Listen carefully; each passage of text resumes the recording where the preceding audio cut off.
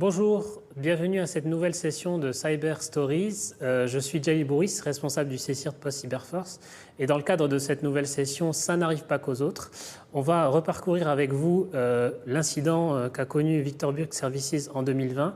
Et j'ai comme invité qui m'accompagne aujourd'hui Edith Magiarix. Vous pouvez vous présenter, Edith. Merci beaucoup. Donc Edith Magiarix, CEO de Victor Buck Services. Alors, on va reparcourir ensemble l'incident qu'a connu Victor Buck en 2020. Et déjà, donc, Madame Magiarix, j'aimerais vous poser une question. Est-ce que vous pouvez nous expliquer, nous résumer ce qui vous est arrivé pendant l'incident? Alors, vous vous imaginez un matin d'août, à 5 h du matin, où votre équipe IT vous téléphone en vous disant « on n'a plus accès à aucun système ». C'est une équipe de spécialistes, donc ce n'est pas leurs habitudes de ne pas pouvoir expliquer ce qui se passe. Donc évidemment, ça a tout de suite éveillé nos soupçons. On s'est dit, on ne sait pas expliquer ce qui se passe, donc pour nous, c'est une attaque cyber. Donc on a immédiatement contacté le CSIRT Cyberforce de Poste, et puis on a commencé les investigations. Il faut savoir qu'à ce moment-là, donc le 3 août à 3 h 30 du matin, on n'avait plus de système, plus moyen de servir nos clients. À savoir aussi que nos clients sont des clients institutionnels, mais dans différents secteurs d'activité, secteur financier, secteur de la santé, secteur de l'industrie, mais aussi des utilities. Ce sont des clients pour lesquels on offre des services 24/7, donc around the clock, des clients aussi à l'international. Donc c'était évidemment critique pour eux. Donc il faut savoir que cette interruption de service a malheureusement duré pendant une semaine, du 3 août à 3 h 30 du matin jusqu'au 10 août à 4 h du matin. C'est très précis parce qu'on s'en rappelle tous. On a vécu, je pense qu'on peut dire, une semaine d'enfer, où on a travaillé nuit et jour avec les équipes qui se sont relayées, qu'on a dû organiser, louer des chambres d'hôtel, s'occuper des repas. Donc c'est vraiment toute une organisation et s'assurer que tout le monde soit sur le pont, et de manière ordonnée et aussi sans stress et sans panique. Et depuis l'incident, est-ce que VBS se porte mieux dès à présent ou s'est relevé de ces épreuves? Alors se relever de ce genre d'épreuves, je pense qu'émotionnellement, on ne s'en relève jamais totalement. Opérationnellement, oui, bien entendu, heureusement, puisque depuis le 10 août l'année dernière, donc une semaine après les incidents, on a pu recommencer à servir nos clients avec le même niveau de service et de qualité qu'on l'a toujours fait dans le passé. Ça prend beaucoup de temps, par contre, à recréer la confiance des clients. Ça part en un claquement de doigts et ça prend énormément de temps à le recréer. Donc aujourd'hui, au moindre petit incident, au moindre petit downtime, ça éveille tout de suite des inquiétudes auprès de nos clients. Donc oui, on s'est relevé, mais je pense que cette image va nous coller au corps pendant vraiment très très longtemps, malheureusement.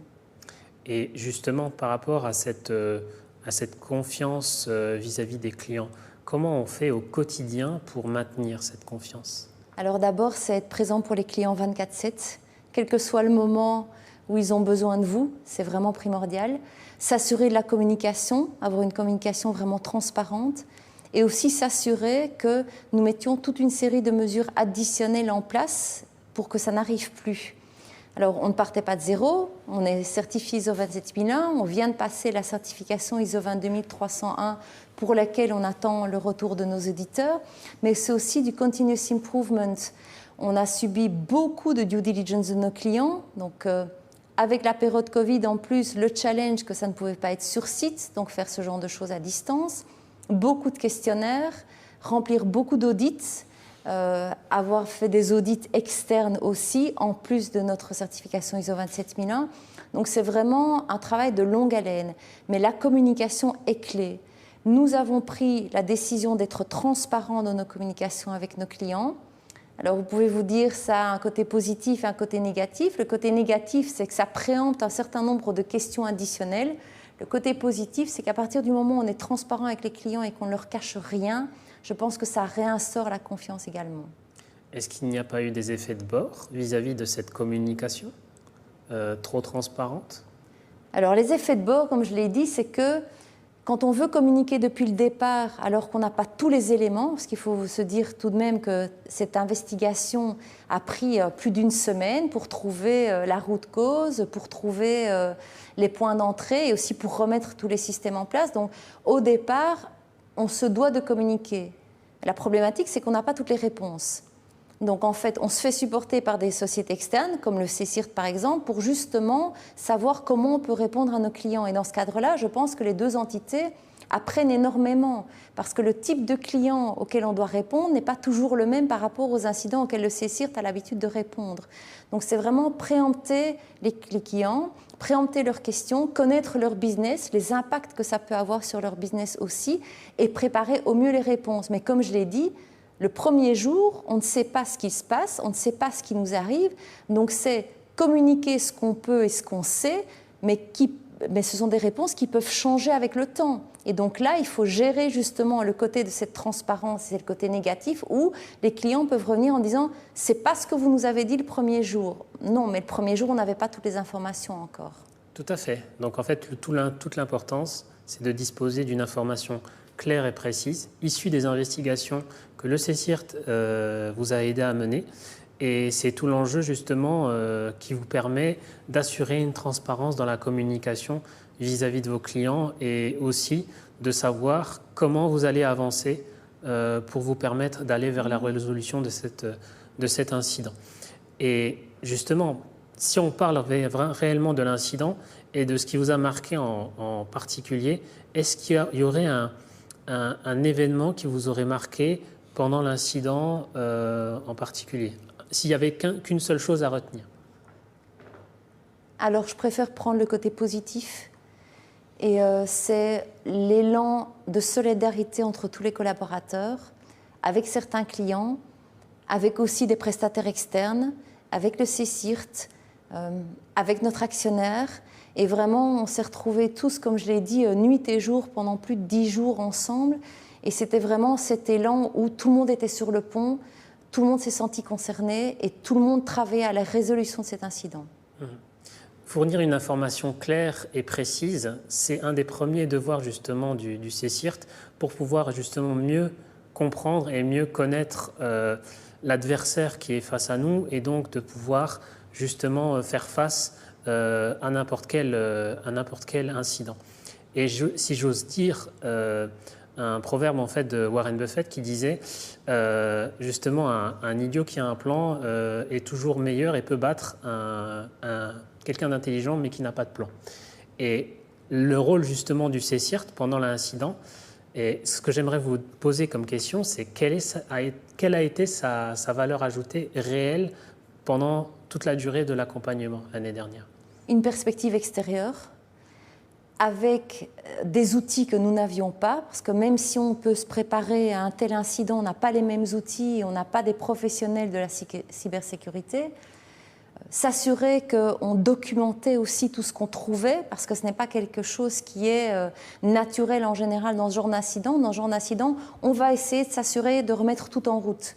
Donc évidemment, on avait déjà cette préparation BCM qui était en route également et pour lequel on savait qu'on devait documenter, mais pas à quel point.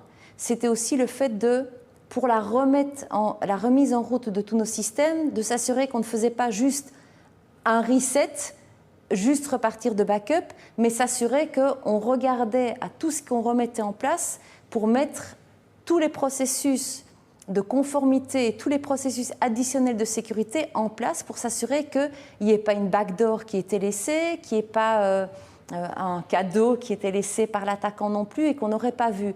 Et ça, ce sont des perspectives dont on a besoin vraiment, pour pouvoir les implémenter, d'un soutien extérieur. Tout à fait. Donc, c'est tout l'enjeu justement d'une information que le CSIRT peut vous fournir en cas d'incident de sécurité. Mais vous avez dit beaucoup de fois le mot préparation. Oui.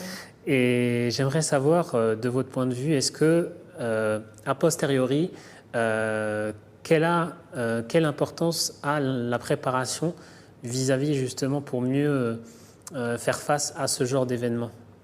Alors je pense que la première chose, c'est qu'on n'est jamais préparé à ce genre d'événement, mais qu'il y a un minimum de baseline à avoir.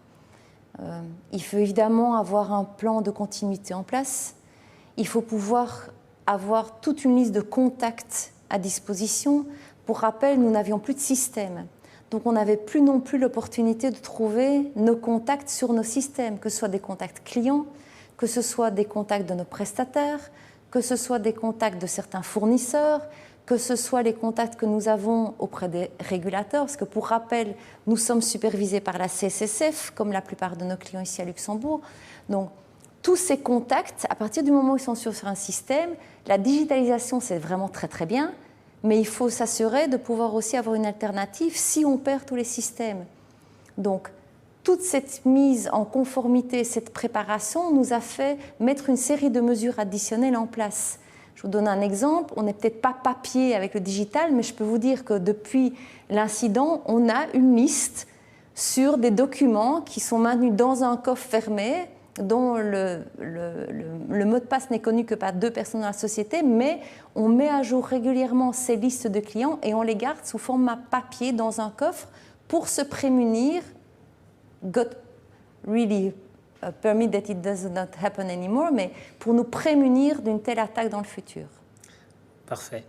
Et justement, par rapport à toutes les organisations qui nous suivent pendant cette Cyber Story, qu'est-ce que vous conseilleriez à ceux qui nous suivent pendant ce webinaire pour réduire les chances de survenance d'un tel incident au sein de leur organisation?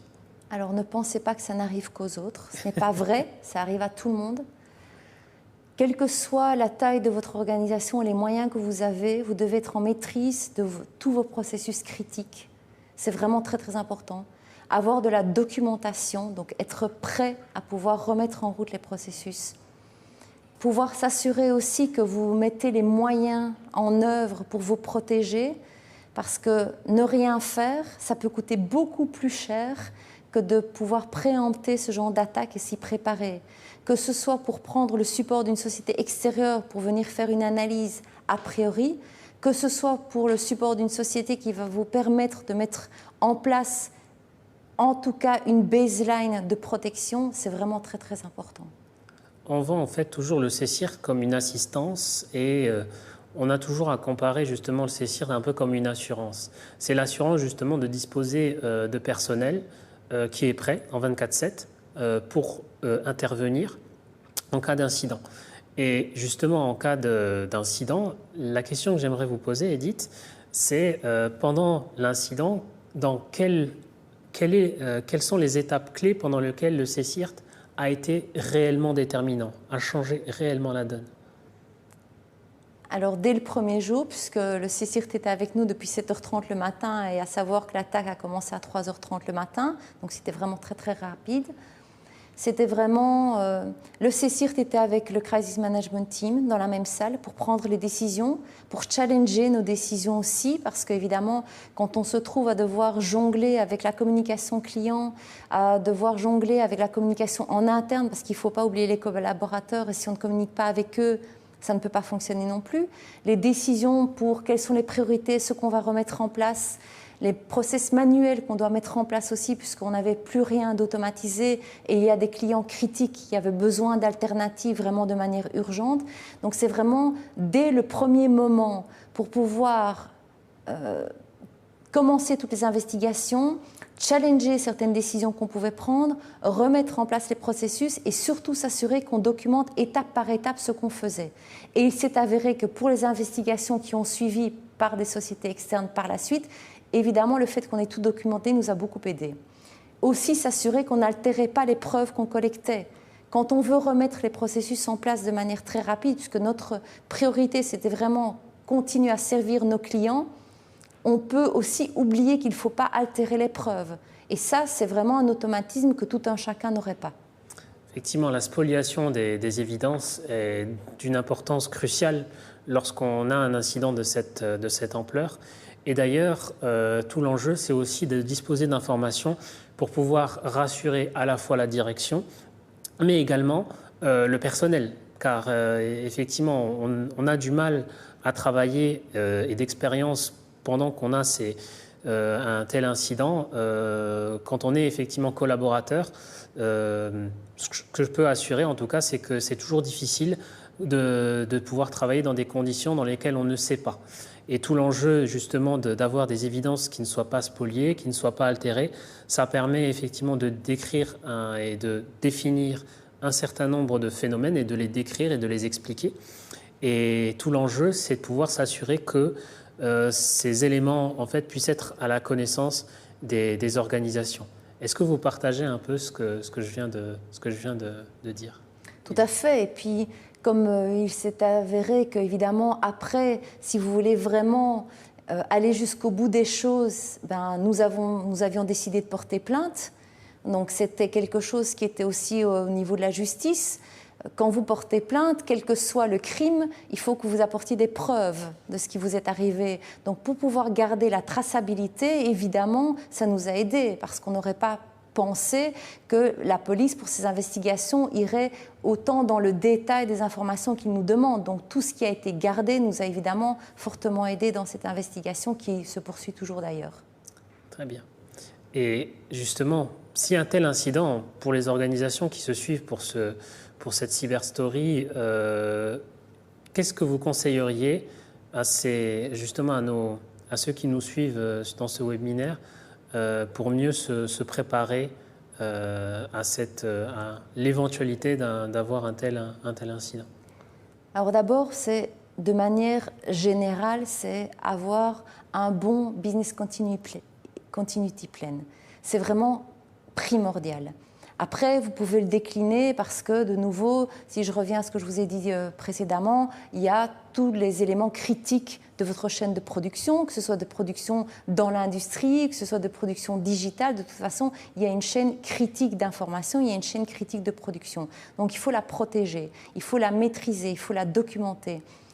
Mais ce qui est aussi important, c'est de savoir que ce n'est pas la cybersécurité, la résilience, ce n'est pas que du fait des CISO ou des BCM, des Business Continuity Managers, c'est du fait de tout un chacun.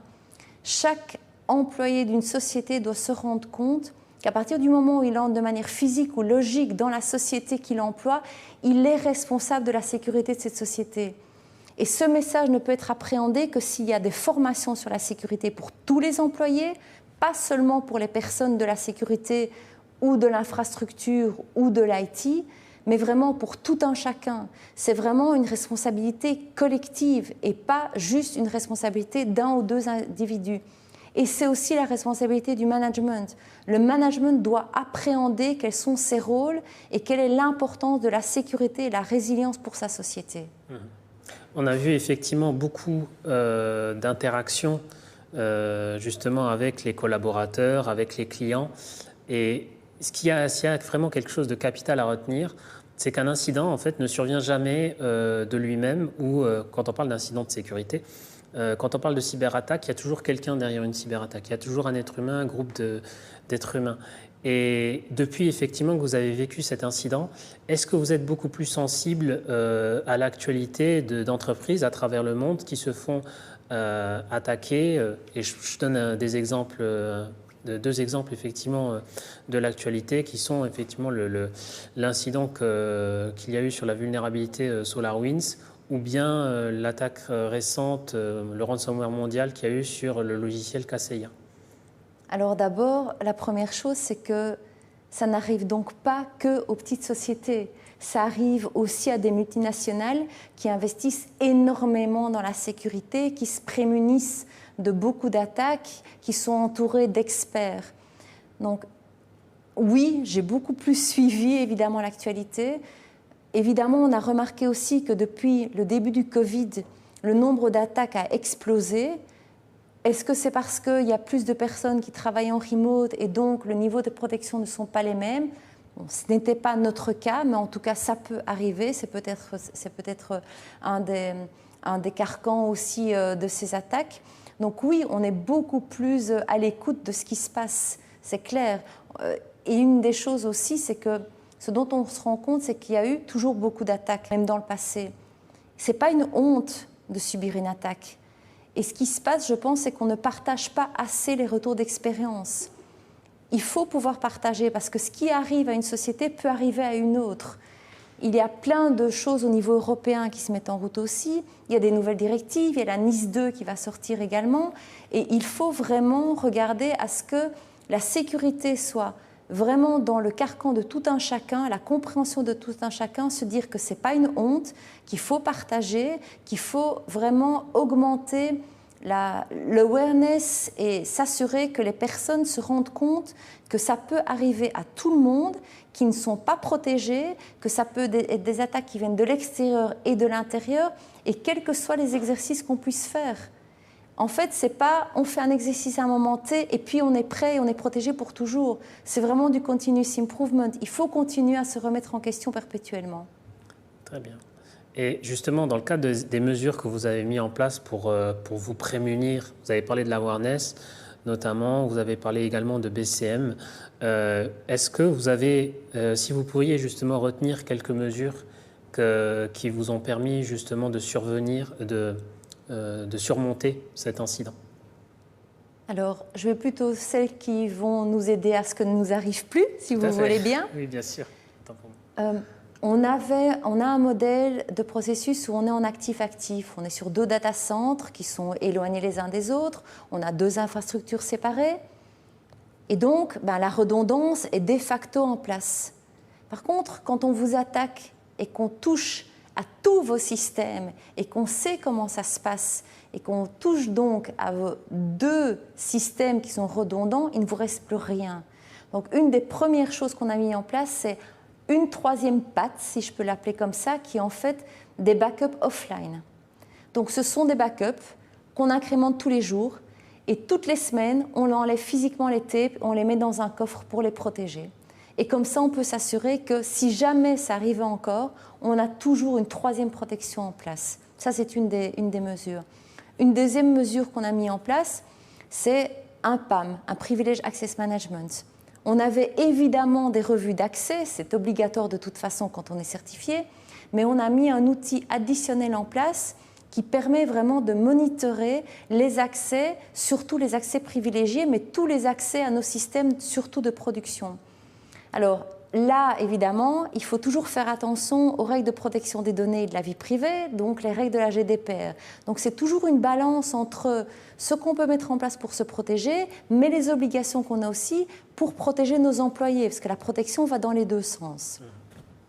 Une 3e mesure à laquelle je peux penser, c'est l'implémentation d'un SOC extérieur, d'une partie tierce. On avait un SIEM, donc on loguait évidemment nos activités, mais on a mis en place toute une série de logs additionnels avec le SOC de la Poste ici à Luxembourg, qui est notre actionnaire. On a mis ce SOC en place et donc c'est une partie tierce qui monitore nos logs et qui nous remonte toutes les exceptions et les warnings sur une liste bien précise évidemment d'événements. Mais bon, je ne peux pas vous les lister toutes. Je pense que de mémoire, on a mis 25 mesures additionnelles et j'insiste vraiment sur le mot additionnel. On ne partait pas de zéro, mais ça veut dire que même quand on ne part pas de zéro et qu'on passe des certifications et qu'on est reconnu comme redondant, il y a quand même un continuous improvement qui est important. Effectivement, je suis bien d'accord avec ce point. C'est-à-dire que la baseline, de toute façon, c'est quelque chose qui s'adapte, non pas en fonction justement de la sécurité à un instant T, mais qui s'adapte en fait constamment. C'est-à-dire en fait que c'est quelque chose, justement, la menace évolue et sa baseline sécurité nécessite d'évoluer également en fonction du type de menace. On l'a vu pendant la météo de la cybersécurité, une augmentation importante en fait du nombre d'incidents pendant la période Covid. Et la question, justement, une des dernières questions que je voulais vous poser, Edith, c'est: est-ce que vous avez senti qu'il y avait un effet Covid sur la menace cyber telle que vous l'avez perçue? Alors d'abord, Covid, ça a signifié mettre très très vite des personnes en télétravail. Chez Victor Buck Services, on avait une politique de non-télétravail avant le Covid. On n'a pas eu le choix. On a dû mettre les gens en télétravail de manière très rapide avec des mesures de sécurité. Le télétravail présuppose aussi Pour les managers, beaucoup plus de proximité, et c'est peut-être très antinomique, mais plus de proximité avec leurs collaborateurs. Parce que comme ils sont à la maison, qu'on travaille avec beaucoup de jeunes, avec beaucoup de personnes peut-être qui de manière organisationnelle, c'était très compliqué, parce que quand vous se retrouvez à 4 avec des enfants dans la même pièce à devoir travailler en remote, il faut augmenter cette proximité. Il faut s'assurer que les personnes aient toujours les mêmes réflexes. Et peut-être que dans une période Covid, justement, les personnes n'avaient plus l'habitude de revenir au bureau, ces réflexes se sont un peu émoussés. Donc il faut le rappeler perpétuellement. Ce n'est pas parce que vous êtes en remote que la vigilance doit décroître. Le nombre de phishing aussi augmente. On fait des campagnes de phishing régulières pour vraiment s'assurer que les collaborateurs soient au courant de ce qui peut se passer. On fait des rappels très très nombreux pour leur dire faites attention, telle activité peut être suspecte. Donc vraiment raiser leur awareness et s'assurer qu'ils comprennent qu'ils peuvent être un point d'entrée bien malgré eux. Très bien. Merci beaucoup Edith pour cette session. Merci aussi. C'était la dernière session de Cyber Stories. Je vous remercie d'avoir participé à cette semaine de la cybersécurité avec nous chez Post Luxembourg.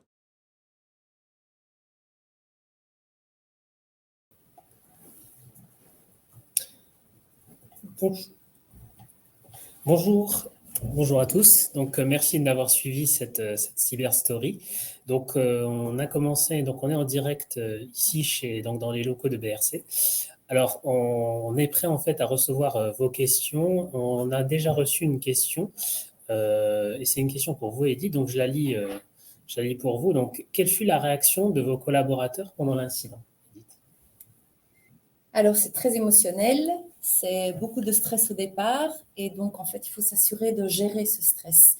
Il faut être présent et quand je dis qu'il faut être présent, c'est pas à distance. C'est vraiment être avec eux sur site, dans la salle, être prêt à répondre à leurs questions. C'est vraiment très très important et manager le stress et s'assurer qu'on ne prend pas des décisions à la légère. D'accord. N'hésitez pas à poser vos questions sur le live chat, donc on est prêt à recevoir toutes vos questions. Et justement, on en a une autre qui arrive. Comment qualifieriez-vous en fait l'engagement de vos collaborateurs pendant l'incident?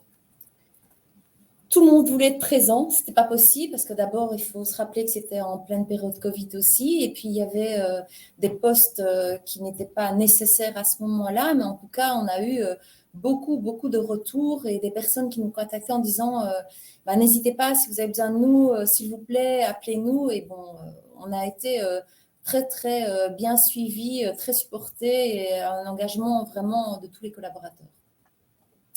Alors, on a une question du live chat également qui est arrivée, justement sur la mise en œuvre d'éléments spécifiques à l'attaque Insider. D'abord, je pense que vous ne vous préparez pas à ça parce que c'est une des pires attaques qui puissent se passer. Vous essayez de travailler avec la confiance, mais il faut quand même être réaliste. Pour que les personnes et les collaborateurs puissent travailler, ils doivent avoir accès. Ils doivent pouvoir gérer leur travail. Il y a des accès qui doivent être mis en place. Donc pour nous, en tout cas, une des choses additionnelles, comme je l'ai mentionné durant la session, c'est vraiment un privilège access management sur lequel on peut vérifier qui a accès à quoi et à quel moment, mais en gardant en tête qu'il y a un DPIA qui doit être mis en place parce qu'il y a toutes les règles de protection de la vie privée et du personnel qui sont aussi importantes. Alors, on a également une autre question qui nous arrive et je vais vous aider à répondre aussi à cette question. L'attaque était une attaque interne. Un collaborateur n'a normalement pas accès à tous les systèmes. Comment a-t-il pu avoir fait autant de dégâts et avoir autant d'accès? Alors, la première chose, c'est que je pense que personne ne peut préempter de ce qui s'est passé et de comment ça s'est passé. Et je voudrais rappeler qu'aujourd'hui, c'est toujours en investigation. Donc, si vous permettez, cette question, ça ne sera pas pour tout de suite. Très bien. Et donc, on a une autre question qui nous arrive. Le CSIRT a pu être très rapidement impliqué dans la prise en charge de l'incident. Et avez-vous déjà des choses contractuellement définies où cela a été mis en place sur le moment? Alors, vous devez savoir qu'à l'époque, et je pense que Jaïl le confirmera, le CSIRT n'existait pas encore officiellement. J'avais juste la chance d'avoir des insider information et de savoir que c'était quelque chose qui était en préparation, qui devait être annoncé. Et donc, en fait, ça a été un réflexe. Et le réflexe a été, j'ai entendu ça, donc j'ai contacté immédiatement quelqu'un de chez Post Luxembourg en disant, je sais que ça va être mis en place, on a besoin d'aide, est-ce que tu peux, s'il te plaît, nous mettre à disposition quelqu'un? Et donc, ils nous ont envoyé Jalil. Effectivement, après, on l'a contractualisé parce que c'était important d'avoir une trace aussi. Et c'était important aussi par rapport à nos clients, de se dire que c'était quelque chose qui était mis en place avec une bonne gouvernance et pas juste à l'arrache. Mais au départ, l'entité n'existait pas encore officiellement. Donc, je pense que ça a été un bon tremplin pour nous tous, ensemble.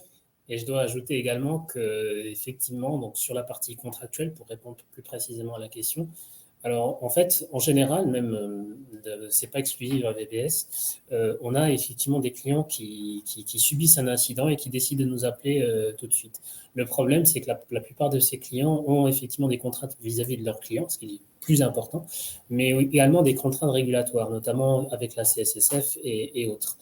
Et tout l'enjeu, c'est de pouvoir, nous, ce qu'on promeut au sein du CSIRT et au sein de Post Luxembourg, de Post Télécom, c'est la possibilité déjà de souscrire avant effectivement que l'incident se produise, telle une assurance.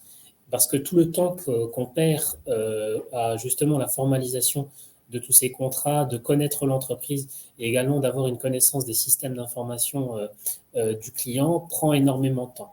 Tout l'enjeu, donc, c'est ce que je disais pendant effectivement la cyberstory, c'est de pouvoir contractualiser et d'avoir une connaissance en amont afin, au moment où l'événement survient, de pouvoir être le plus préparé possible.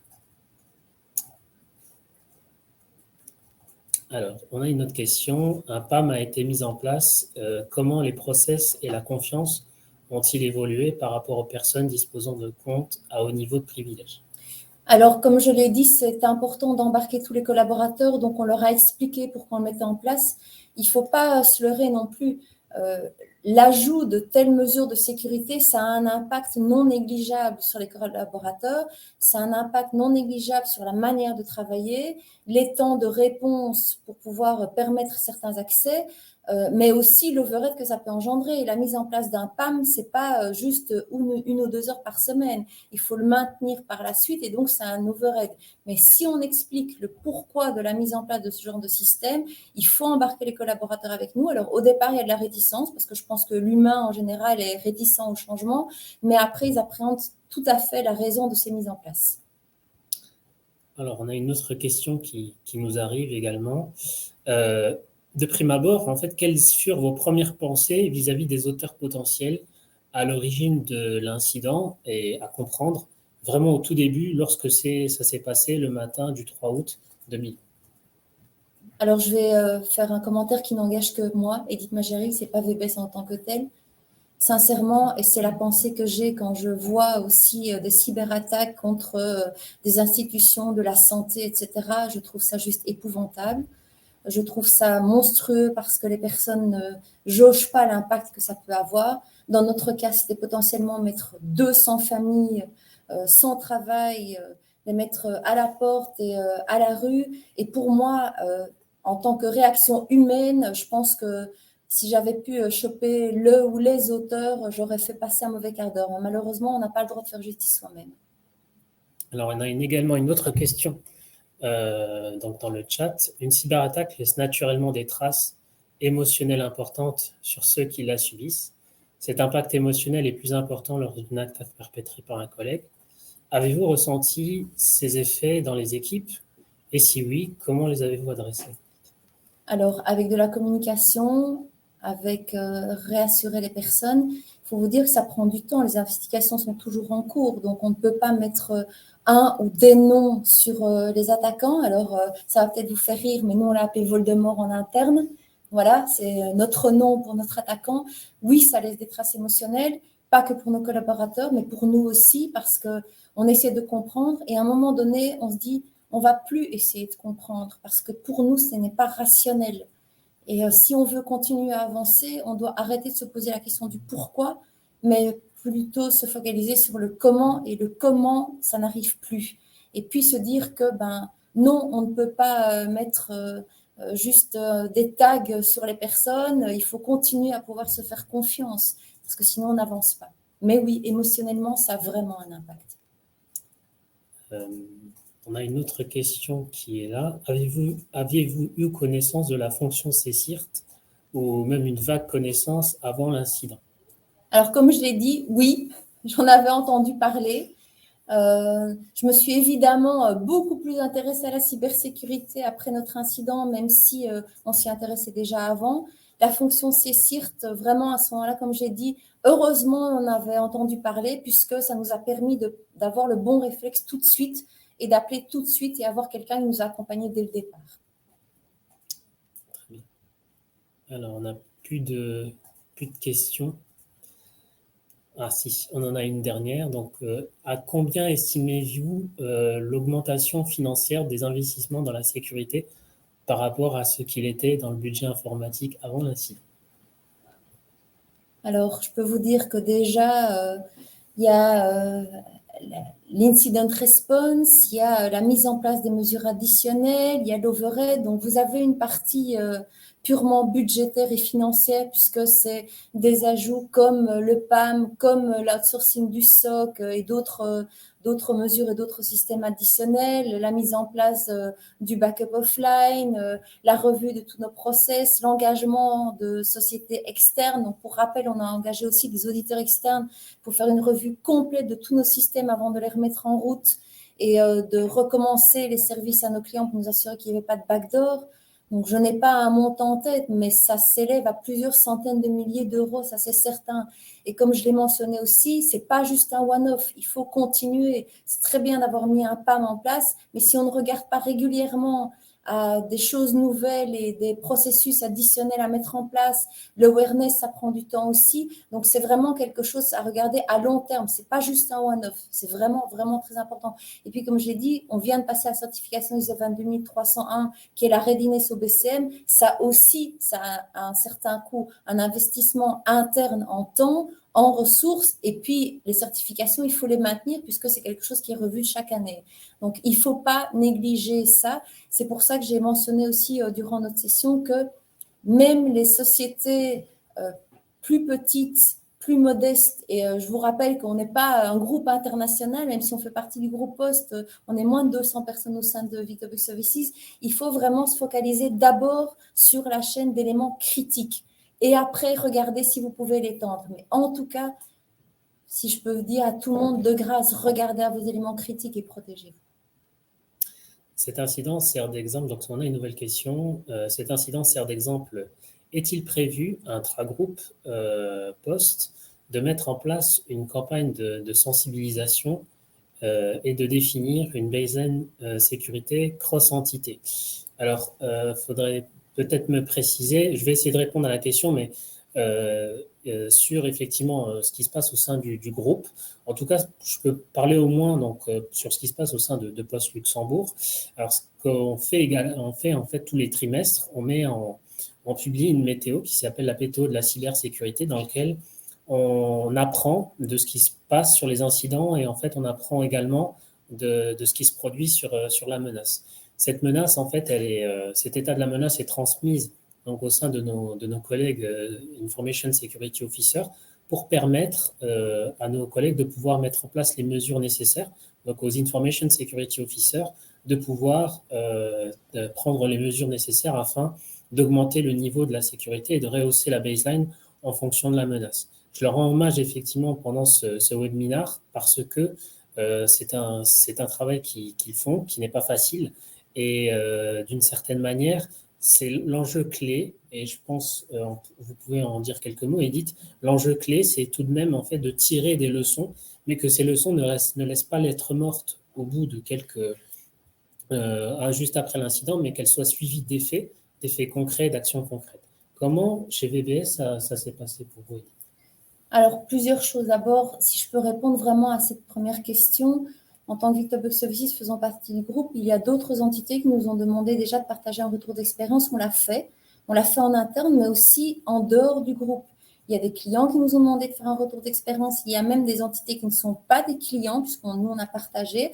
Il y a certaines choses dont on ne peut pas parler, puisque les investigations sont toujours en cours. Mais en tout cas, on fait des retours d'expérience. Et ça, on le fait vraiment avec plaisir et volontiers, parce qu'on veut partager ce qui nous est arrivé pour qu'on puisse peut-être aider d'autres à l'éviter. Par rapport à ce que nous avons vécu au sein de Victor Buck Services, toutes les mesures additionnelles qu'on a mises en place, on l'a aussi partagé au sein du groupe par rapport à certaines entités qui nous en ont fait la demande. Donc, on a eu des sessions avec d'autres entités du groupe qui nous ont demandé, tiens, est-ce que vous pouvez nous dire ce que vous avez mis en place, comment vous l'avez mis en place, quels ont été les impacts, les modèles, etc. Donc, on le fait avec plaisir. Si quelqu'un est intéressé, s'il vous plaît, n'hésitez pas à nous contacter. Très bien. Donc, on n'a plus d'autres questions. Je vous remercie de nous avoir suivis pendant ces différentes sessions de Cyber Stories. Et Edith, je vous laisse le mot de la fin. Bien, si je peux résumer, c'est protégez-vous, faites attention, ça n'arrive pas qu'aux autres. Il n'y a aucune honte à subir une attaque. Il faut se prémunir, se préparer, garder son calme, parce que le stress et la panique, ça ne sert à rien. Et s'il vous plaît aussi, pensez que derrière tout ce que vous faites, il y a des clients. Donc, pensez à vos communications par rapport aux clients, pensez à les protéger et vous assurer de leurs activités. Merci à tous. Merci à tous et n'hésitez pas également à nous suivre sur notre compte Twitter, twitter.com/ccirtpost, tout attaché, ccirtpost. Et je vous remercie de nous avoir suivis pendant ces 4 Cyber Stories. On espère que vous avez apprécié et puis n'hésitez pas donc voilà, à nous contacter. Merci.